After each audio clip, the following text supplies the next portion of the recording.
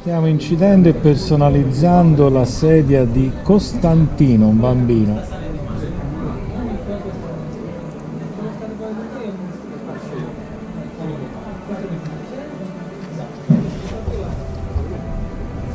Queste sedie le realizzo tutte a mano, prendo il legno, lo taglio, lo foro, lo vernicio,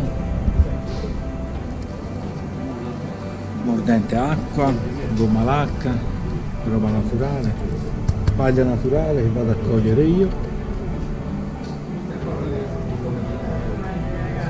e la cosa mi è stata trasmessa da mio padre e mia madre qui in Sardegna.